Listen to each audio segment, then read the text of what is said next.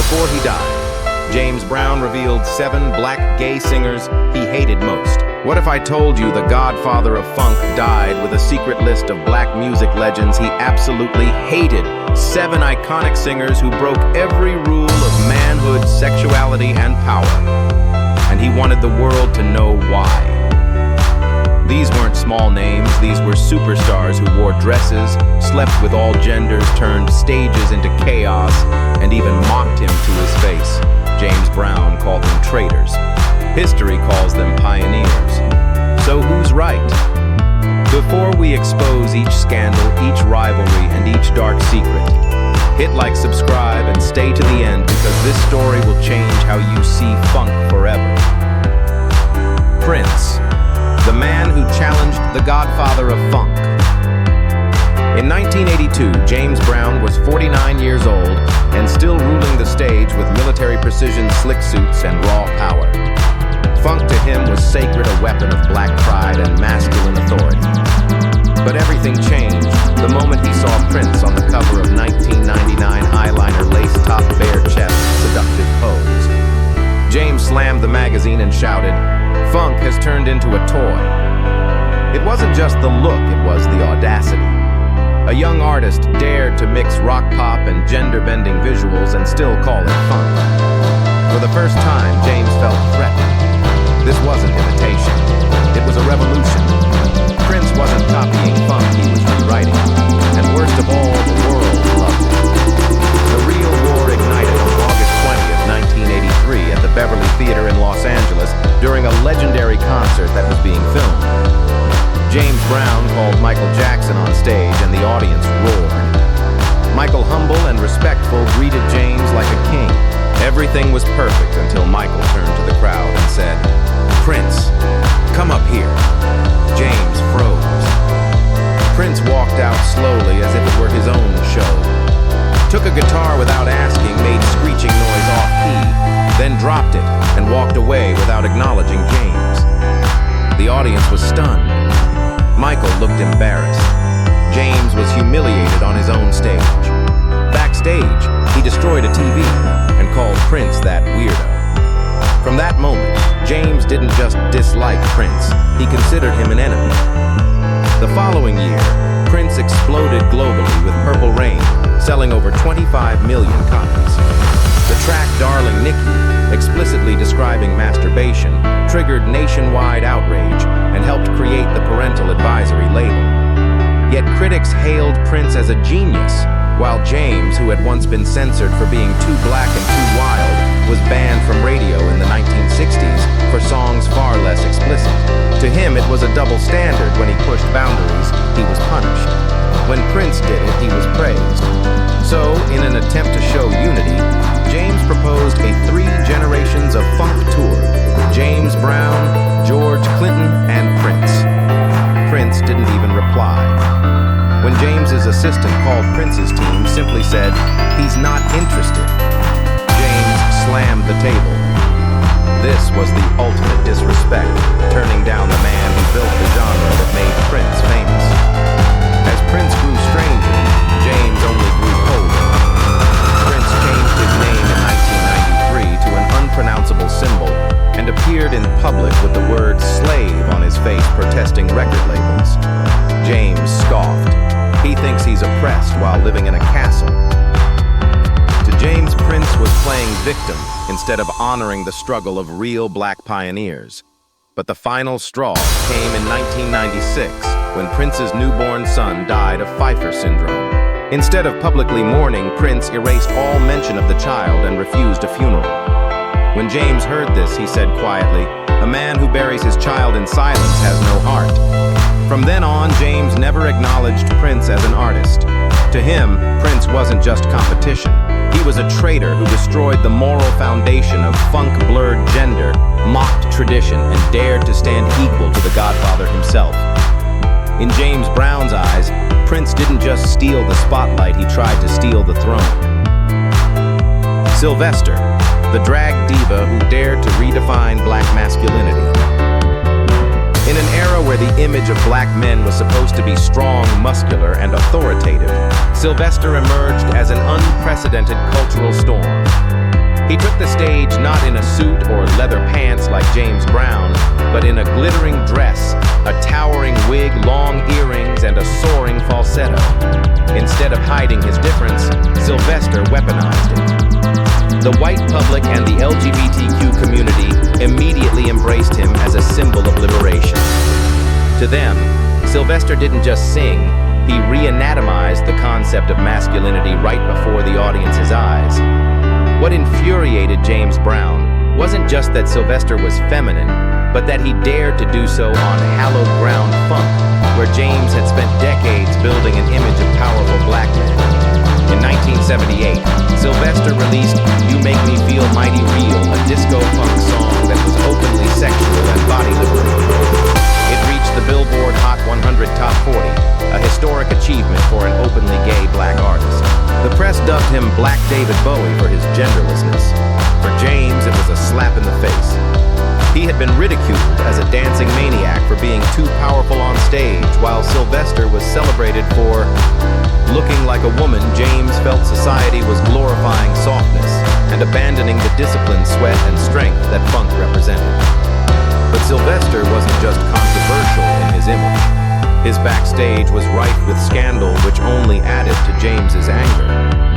In 1977, police investigated a drug den in the Castro where witnesses testified that Sylvester regularly attended group parties where ecstasy was handed out like candy and sex orgies were the end of every song. That same year, he was accused of stealing his ex-girlfriend's antique coin collection after being caught cheating. The case was settled internally, but word spread throughout the music world. James knew all about it. Funk had once been the roar of black soul after oppression, but for Sylvester it had become the soundtrack to abandonment. The tipping point came when dancer Ricky Campbell, who had toured with James, left the group to perform with Sylvester and posed for an underground gay magazine embracing in a pool. James didn't ask why he fired two of Ricky's former friends. To him, it was a betrayal. By 1983, the line had exploded. Sylvester became the first openly gay black artist to be invited to headline New York Pride, a national cultural event. When he learned that Sylvester would be performing just a few miles from one of his shows, James immediately canceled the show, stating, "I'm not playing anywhere near where he's singing." From then on, he refused any invitations to diverse festivals. In James Brown's eyes, Sylvester was more than a singer. He was a virus, a gay's contagion, transforming funk from a powerful voice of the community into a warped stage disco lights and soft lyrics. Society called Sylvester a symbol of liberation, but James Brown called him a denigrator of the funk spirit, a man celebrated not for his talent, but for erasing the image of the powerful black man he had defended all his life. Little Richard, the gender-bending genius. James Brown couldn't stand. Before Prince or Sylvester, there was a rule breaker, Little Richard. Born in 1932 in Macon, Georgia, Richard grew up in a deeply religious household where black men were expected to be demure and strong. But at 16, the teenager was wearing his mother's dresses, cheap lipstick, and walking down the street like a fashion show. His father, Bud Penniman, a strict laborer and bar owner, beat Richard so hard that he said he wanted to die and then kicked him out of the house for bringing shame on the family. Instead of giving up, Richard joined the Sugarfoot Sam's minstrel show, adopting the stage name Princess Lavon. On stage, he kissed men for tips, sang jazz in a falsetto, and became the most shocking figure in the black entertainment world at the time. James Brown was disgusted by the name and felt culturally insulted. In 1955, Richard signed with Specialty Records and became a surprise star with Tutti Frutti, a song whose original lyrics were about homosexuality, but were edited for release. However, just a few months later, he was arrested for watching other people having sex in a car in a parking lot. The local press dubbed him Richard the Watcher. What angered James Brown was that Richard was not ashamed. He even laughed and bragged that he liked to watch. As criticism mounted, Richard suddenly announced that he was quitting music to follow God, enrolling in Oakwood College, cutting his hair, becoming a vegetarian, and preaching. Many believed he had reformed, but James Brown did not, and he was right. Just over a year later, with his money running out and his luster fading, Richard returned to performing in Las Vegas, wearing glitter and heavier makeup than before. James called him a hypocrite, changing his mask according to his pocketbook. In 1962, Little Richard was arrested again at a Long Beach bus station for spying on a man using the restroom. He was not convicted, but the press reported it loudly. Former rock star and sex scandal again. Churches banned him from preaching. But behind the scenes, things were worse. Former band members revealed that Richard often threw orgies after shows, sometimes forcing his bandmates to masturbate in front of him to test the stage energy. He lived between religion and lust, but he was unrepentant. Every time he appeared on TV, he changed his sexual statements like he changed his clothes. I'm omnisexual. Then I've always known I was gay. Then I'm 100% straight. Not because he was searching for himself, but because he knew that each controversial statement would draw more attention. James Brown doesn't deny Little Richard's talent. He acknowledges that Richard paved the way for rock and roll, influencing Elvis, the Beatles, and even early James himself. But for James, the issue isn't the music, it's the cultural impact. Richard shattered the image of the strong black man turning funk and rock into a chaotic theater of sexuality, deception, and gender play. James once told his band, "Don't trust him. He doesn't choose sides. He only chooses pleasure." In James Brown's eyes, Little Richard was more than just a maverick artist. He was a traitor to the legacy of black masculinity. A man who sowed the seeds of chaos that later generations like Prince, Rick James, and Sylvester only amplified. Rick James, the super freak who turned funk into a prophet. Rick James emerged in the late 1970s as a dark storm of funk, while James Brown built funk on disciplined stage control and black pride. Rick James brought a completely opposite version: chaos, lust, and destruction. In 1979, Rick exploded with the album Bustin' Out of L7 and began a nationwide tour. But that same year, a 15-year-old girl accused him of rape after a show in St. Louis. She said Rick forced her to take drugs before the attack. The case caused a stir, but was settled quietly out of court. The media began calling him Super Freak, not just because of his songs, but because of his deviant lifestyle. James Brown heard the news and was furious. He doesn't make music. He destroys people with music. But Rick was unapologetic, publicly declaring, "I'm the only man who sleeps with all three genders and still goes on stage like nothing happened." That's not bragging. It's a declaration of war on all moral standards. Behind the scenes, Rick built a dark world that the staff called Funk Brothel. Backstage at each show was not a place to rest, but a realm of sex, drugs, and power. He divided dancers, female fans, and staff into many ranks who could be touched, who could only look, who had to serve.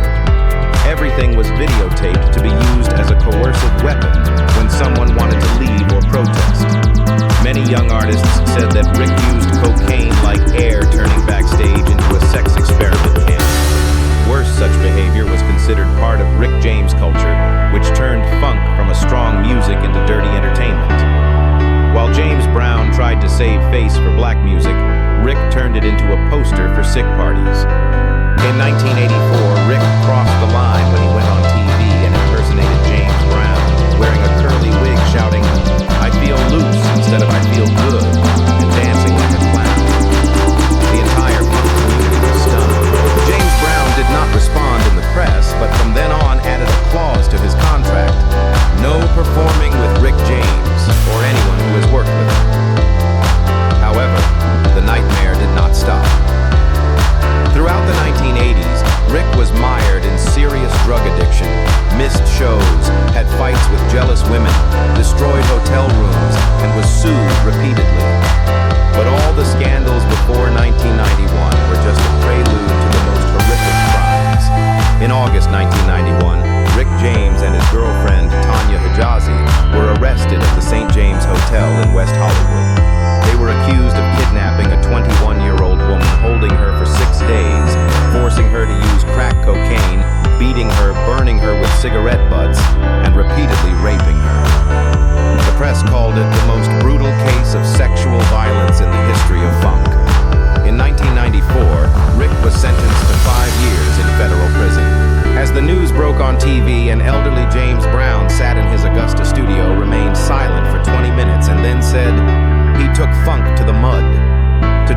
was more than just a rioter. He turned liberating music into a torture device. If Prince was a usurper, Rick James was a destroyer of the throne, leaving an indelible mark on the history of funk violence, lust drugs, and moral collapse. Billy Preston, the fifth Beatle with the darkest secrets. On the list of James Brown haters, Billy Preston wasn't as loud as Rick James or as eccentric as Prince. Instead, he appeared in a neat suit, a gentle smile, and his hands moved like they were blessed by God on the organ. Billy was called the fifth Beatle because he was the only non-Beatle credited on a Beatles single. He played organ on Get Back, Let It Be, and worked with the Rolling Stones. On stage, Billy exuded a sense of security, elegance, and churchy intimacy, but it was this perfection that made James Brown shudder. He once told his manager, "People like him make white people feel safe. That's why he's more dangerous than Rick James." Rick was openly depraved, but Billy hid it behind a saintly smile. In 1991, the first truth broke. Billy Preston was arrested by Los Angeles police for sexually assaulting a boy during a church service. According to LAPD records, Billy lured the victim to his home to teach music, then beat him until he was paralyzed. The public was stunned. A man who had played for the Beatles and sung gospel in church had done something unforgivable. Billy pleaded not guilty, and his lawyer blamed drugs and a gender crisis.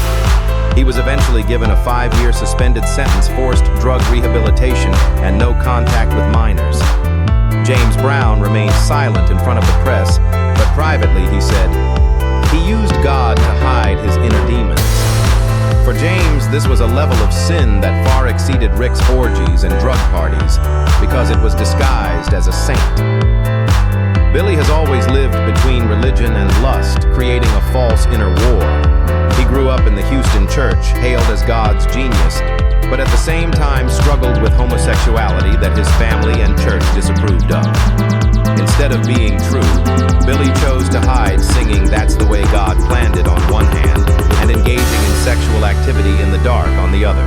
James Brown called them people who don't dare to be themselves, so they lie to everyone. He believed that men like Billy were dangerous because they were glorified by their community, creating the illusion of purity, while in reality they were more corrupt than anyone else. Billy wasn't crazy on stage like Sly Stone, nor was he pretentious like Prince. He played the saint, but lived like the devil. In 1998, things fell apart. Billy Preston was arrested for insurance fraud, submitting false documents to claim benefits while still touring. Police raided his home and found drugs, 30 bottles of over-the-counter medications, and documents that used insurance money to take care of church kids. Once again, Billy shirked responsibility by claiming mental instability. For James, this was the final straw. He ordered, "Don't let him open. Don't put his music on the playlist. Don't put his name next to funk." In James Brown's eyes, Billy Preston was the dirtiest man not because of his lust, but because of his pretense. He wasn't like Rick James, the open sinner. Billy was a wolf in a priest's robe, and for James there was nothing more hateful than a genius who used God's light to cover his own darkness. Sly Stone, the mad funk prophet who lost his mind.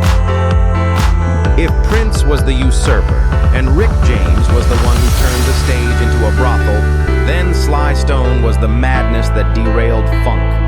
Sly was born in 1943, raised in a family filled with church music, but instead of following the mold, he formed Sly and the Family Stone, the first multiracial, multi-gender band in the history of funk.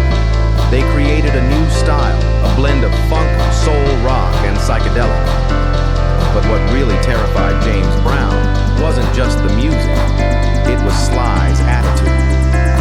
At Woodstock 1969 at 3 a.m., Sly walked out on stage in front of hundreds of thousands of people in a glittering crop top, pink and purple flares, glossy lips and giant glasses, and shouted, "I want to take you higher." The crowd went crazy. James watched the footage and was stunned. Funk, what he had built as a symbol of black power, had become an acid party of cross-dressing high flyers. After Woodstock, Sly publicly declared music has no gender, neither does He didn't call himself gay. He didn't call himself straight. He simply said, "I love whoever makes me feel like myself." To James, that was a direct insult. He believed that funk had to be structured, disciplined, and masculine. Sly broke all the rules. He changed chords mid-song because God just sent a signal, left the microphone mid-song to hug fans sometimes. Didn't show up when the audience had waited for hours. From 1973, he abused cocaine and PCP to the point of hallucinations, paranoia, talking into a megaphone, believing the FBI had a wiretap in his hair. James once said, "He's not an artist. He's crazy energy dressed up in funk." From 1975 to 1982, Sly's television appearances were few, but his hospital records piled up. He was admitted to psychiatric hospitals several times each time for more bizarre reasons. Sly once stripped off all his clothes in his hotel room and stuffed them in the freezer because he thought the emotional temperature was too high. He once refused to sing for 45 minutes on stage, just sat looking at the audience and muttering, "Music breathes." The band broke up, his friends left, and the record labels turned their backs on him. Despite 3 top 10 albums and a Grammy, Sly's career disappeared in a haze of drugs, hallucinations, and illogical outbursts. James Brown looked at Sly and saw not a rival, but a dark prophecy. If funk loses its soul, it will become him. Sly's end was even more tragic than Rick James's. No royalties, no home, no insurance. He lived in an old van parked behind Crenshaw in Los Angeles, ate on food stamps, and relied on psychiatric medication given out free by a local clinic. He was occasionally seen sitting under a Burger King sign with his guitar strapless. In 2011, he sued his record label for more than $50 million in royalties and lost. James Brown, when asked about inviting Sly to perform a funk tribute, simply replied, "I don't invite zombies." To James, Sly Stone was more than an artist out of control. He was a symbol of funk descending into madness, drugs, and despair. A genius, but also a warning that even the greatest music can eat itself if it gets out of order. George Clinton, the funk president who destroyed the rules. If James Brown was the architect of funk, rigorous, powerful, disciplined, then George Clinton was the one who tore up the blueprint, burned the rules, and built a completely different universe. In 1976, at a Cincinnati concert, James Brown arrived early to check the lighting. He was stunned to see a giant spaceship mothership hanging from the ceiling, lasers flashing like a video game. It was not a funk show. It was an invasion. When Clinton came out wearing a dress wig and flashy makeup, dancing wildly among the smoke and lights, James quietly stood up, left the theater, and did not say a word. To him, this was not creativity. This was blasphemy. Funk was born from the soul of black people, from sweat and discipline, not from UFOs and hallucinations. From that night on, James wrote in his tour contract, "No performance with any member of Parliament Funkadelic." While James kept funk grounded in reality, George Clinton took it all the way to the 8th planet. Beginning in the mid-1970s, Clinton created psychedelic funk, a fusion of music with drugs, genderless fashion, and bizarre cosmology. He called himself Dr. Funkenstein, turning concerts into riotous spiritual rituals. Fans didn't just listen, they experienced the music with their bodies. James Brown saw that future and was horrified. He believed that if funk lost its structure, it would become a farce. By 1982, Clinton was on a downward spiral. During a show in Boston, he was so high on drugs that he painted a strange symbol on his face, sat in the dressing room and declared, "I am the president of Planet 8." The show was canceled, and 3 major promoters in the Northeast banned him from performing. James just smirked. I knew it. During the period 1984-1988, Clinton was no longer a star, but a ghost. Addicted to crack homeless, he lived in 3 old warehouses in Detroit, Chicago, and Cleveland. To buy drugs, he sold the copyrights to Funkadelic's first 4 albums for only $8,000, while they were later valued at more than $1.2 million. When sober, he signed ghost contracts under the names of fictional fictional characters such as Sir Nose or Star Child to hide the revenue. The consequences, 3 former members of Parliament sued Clinton for fraud and embezzlement of royalties. The court did not have enough evidence for all, but his reputation was darkened. For James Brown, this was the greatest betrayal. Not only did Clinton break the law, but he also sold his funk soul for drugs. But what made James Brown mad wasn't Clinton's fault. It was Clinton's forgiveness. When hip-hop exploded in the late 80s, rappers like Dr. Dre, Snoop Dogg, and Ice Cube flocked to sample Parliament funkadelic music. Clinton was hailed as the funk survivor, the godfather of Afrofuturism, the pioneer of hip-hop culture. He appeared on Chappelle's show, standing with the new generation, smiling on stage as if he had never fallen. No apology, no price, no regrets. While James Brown had to fight all his life for funk to be respected, the man who destroyed it was honored as a living legend. James gritted his teeth and said, he burned down the house and got praised for keeping the heat. To James Brown, George Clinton was more than just a rival. He was a traitor to the soul of funk, a man who proved that in music sometimes the destroyer is the one who is celebrated. James Brown spent his life building funk with discipline, pride, and power, but the 7 men he despised shattered every rule he created. From Prince's gender-bending revolution, to Sylvester's unapologetic drag from Little Richard's chaos, to Rick James's debauchery from Billy Preston's hidden darkness, to Sly Stone's mental spiral, and finally George Clinton turning funk into a psychedelic circus. Each one broke the mold and was still celebrated. So here is the question: did James Brown protect the soul of black music? Or was he simply afraid of evolution? Drop your thoughts below who was right, the godfather of funk or the rebels who redefined it. This is Legends of Black Excellence.